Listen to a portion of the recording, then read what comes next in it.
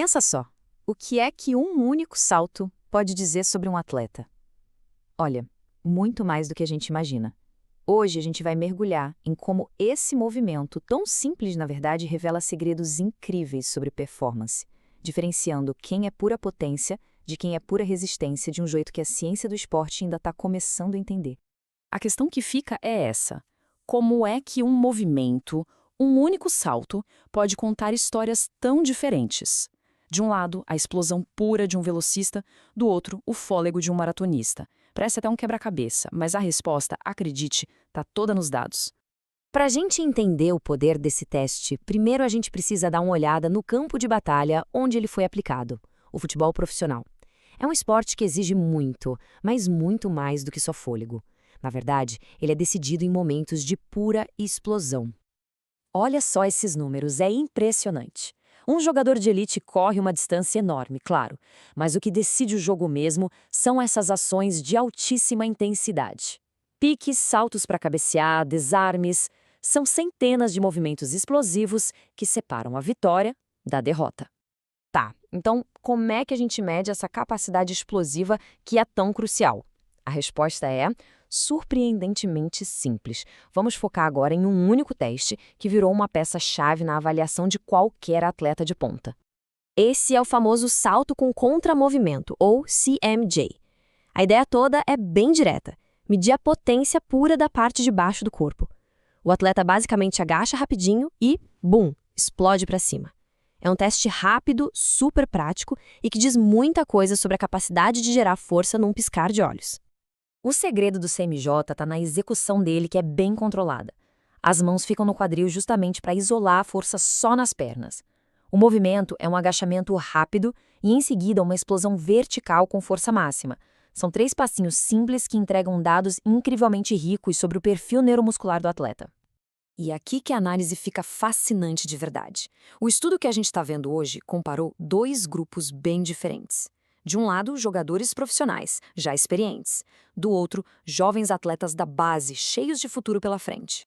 E os resultados? Bom, eles revelam 2 perfis de atletas que não poderiam ser mais distintos. Os profissionais são verdadeiras máquinas de potência. Eles saltam mais alto, geram picos de força absurdos. Já os mais novos são como motores de resistência. Eles têm uma capacidade aeróbica superior que permite que eles se recuperem bem mais rápido entre os piques. E esse gráfico aqui ilustra essa diferença na potência de um jeito muito claro. Os jogadores profissionais saltam, em média, 40 centímetros. Os mais jovens ficam ali nos 36,5. Pode até não parecer uma diferença tão grande, mas no esporte de elite, cada centímetro de capacidade explosiva conta, e muito. Mas, vamos lá, uma diferença na altura do salto é só um número, certo? A pergunta de verdade é: o que esse número prevê? O que ele realmente nos conta sobre o desempenho de cada um desses grupos lá no campo? Porque, no fim das contas, um teste só serve para alguma coisa se ele consegue prever algo que acontece no mundo real. Então, o que um salto mais alto prevê para um jogador profissional e o que ele prevê para um jogador mais jovem? A resposta é bem surpreendente. Para os atletas profissionais, a resposta é direta, sem rodeios. Um salto mais alto está diretamente ligado a uma maior potência explosiva. Exatamente o que a gente já imaginava, né?